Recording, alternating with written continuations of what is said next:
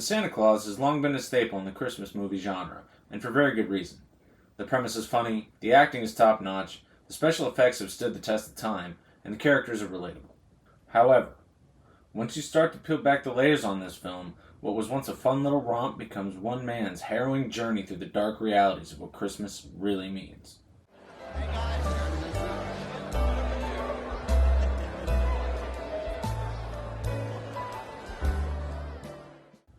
Before we dive into the Eldritch horror that is the Santa Claus, I'd like to provide a couple of disclaimers. First, I love this movie. I think it's one of the greatest Christmas movies of all time, and I watch it every year. Second, my comments exist only within its confines, and we'll be taking a look at it as a standalone piece of film. I watched The Santa Claus 2 when it came out in theaters back in 2002, and even then I saw the writing on the wall in terms of its quality. So since then, I have made an active effort to see nothing more of the series. And, as always, I'd recommend that you watch the movie if at all possible before my video, so that you have full context for my comments. Alright, I think that's all the legal stuff out of the way. Let's get into it.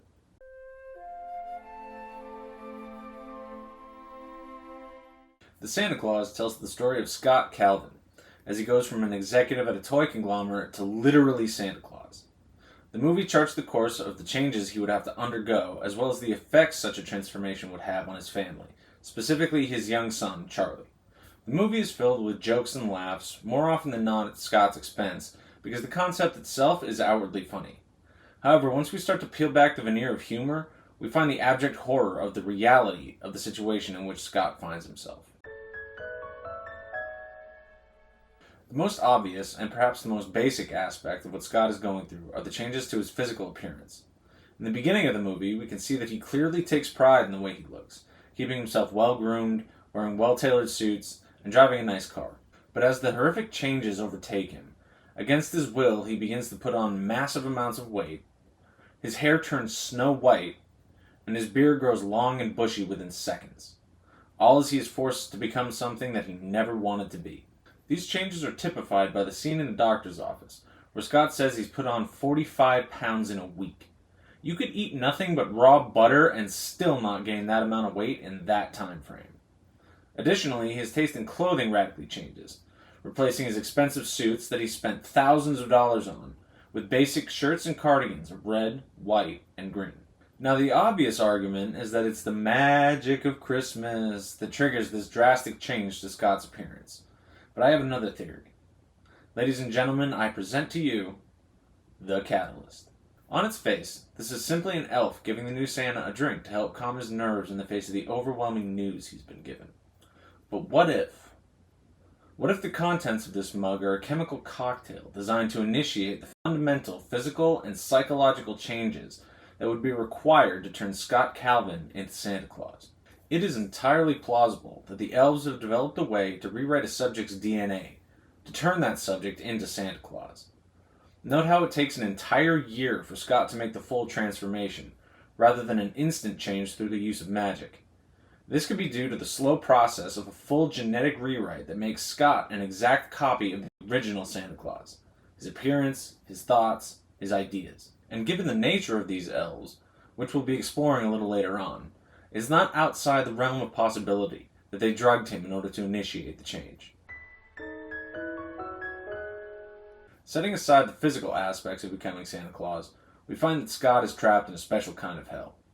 For someone who cares about how they look, and who works hard to maintain a specific appearance, the psychological toll such changes would wreak cannot be overstated. Against his will, this man is becoming the exact opposite of what he wants to present to the world. He goes from a svelte, early middle-aged business executive to an old, overweight man that nobody would look twice at without his Santa suit on. But the real terror arrives when you realize that nobody besides him seems to care. Yes, comments are made about his physical appearance, jokes are cut, and people yell at him. But with one exception, in the entire movie, nobody actually asks Scott what's wrong. Their concern is only external to Scott. All they care about is how these changes affect them. Nobody cares how they're affecting him. He's going through profound and irrevocable changes to his mind, body, and soul, and he's doing it all alone. His doctor should be putting him in the hospital under surveillance for the rapid weight gain alone. Never mind the fact that his heart is beating jingle bells. Instead of Laura asking what's going on with Scott's health, she berates him on the soccer field because she instantly assumes the worst in him. His boss is dismissive of his problems, all of his coworkers laugh at him, and even his partner teases him about being stung by a bee. I want you to put yourself in Scott's shoes for a moment, and try to feel how utterly isolating it would be to have everyone in your life turn on you for a problem that is literally beyond your control. Played for a joke, the card that Scott reads at the beginning of the movie represents a legally and magically binding contract that he couldn't possibly have known about. The way this card is designed is meant to evoke the idea of an emergency contact, or protocol to assist Santa in the event of disaster, deliberately misleading its reader and taking advantage of the natural human tendency to help your fellow man. However, simply following these instructions constitutes full understanding of the fine print, as well as a metaphysical signature that traps Scott in the contract. In perpetuity. That means forever.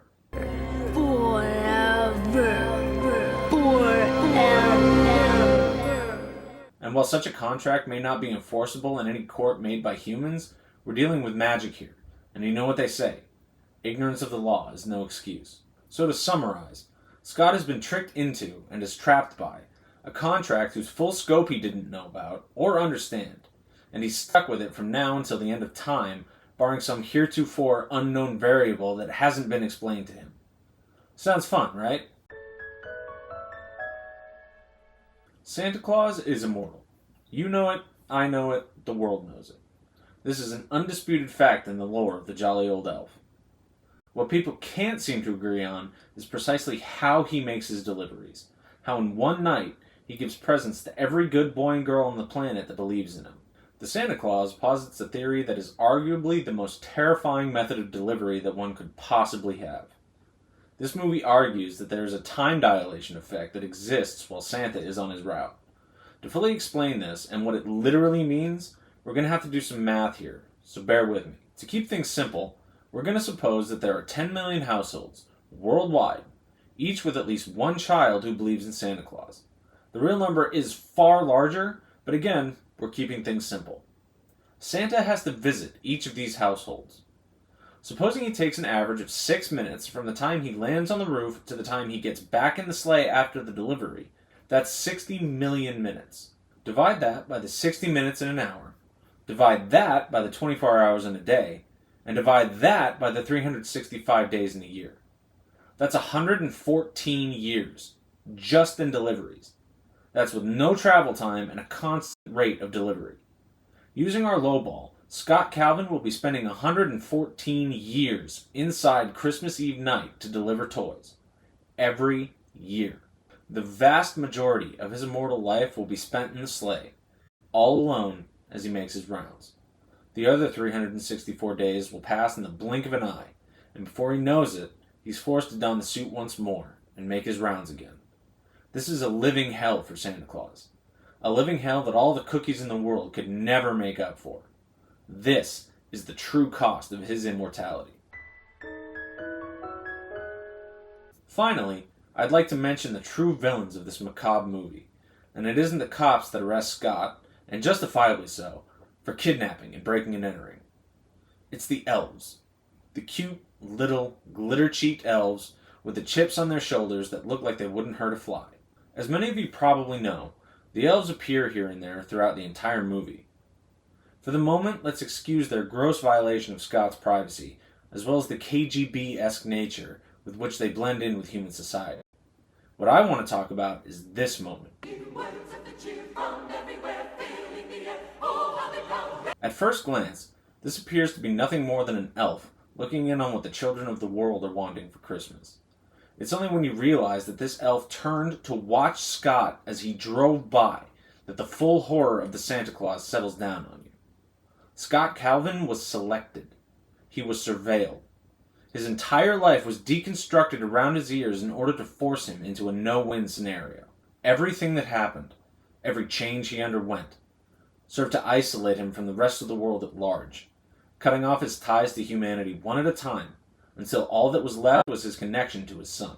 Then, Scott is forced to let Charlie go when Laura sues for full custody. This severs his final ties to the real world and completes his transformation into Santa Claus. Who's to say whether the elves were working behind the scenes the whole time, causing people to react differently than they otherwise would have? Who's to say that they weren't the reason everyone behaved so strangely to Scott's transformation?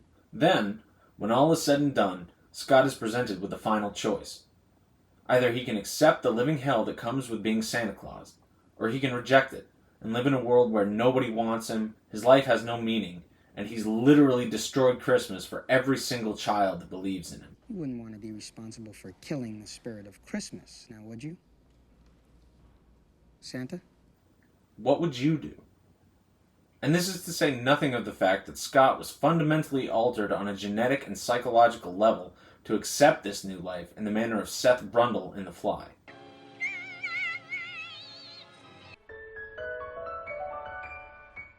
Taking into account the elves' utter deviousness in recruiting Scott to their cause, one has to ask the question of why. Why was such subterfuge necessary? Why did the elves have such a dog in this fight? The answer, as far as I can see, is that the elves exist because of Santa. Their magic and immortality is such that without a Santa Claus they would wither away and die. After all, what are Santa's elves without Santa? What purpose do they serve? In a universe where Kris Kringle is contractually bound to do his job, it's a safe assumption that the elves are similarly bound, and their power, maybe even their lives, are contingent on the work they do. If your life, your immortality, was rooted in the presence of another person, wouldn't you do everything you could to make sure that person, that office, stuck around as long as it possibly could? If you'd been around for millennia, becoming less and less attached to the realities of the mortal world, growing used to immortality as just another piece of yourself, wouldn't you take steps to make sure that piece wasn't ripped away? Steps that others might deem abhorrent?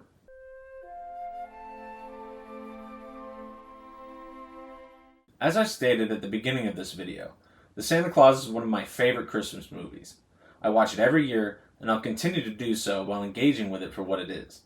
A fun romp where the stakes aren't serious and everybody gets a happy ending.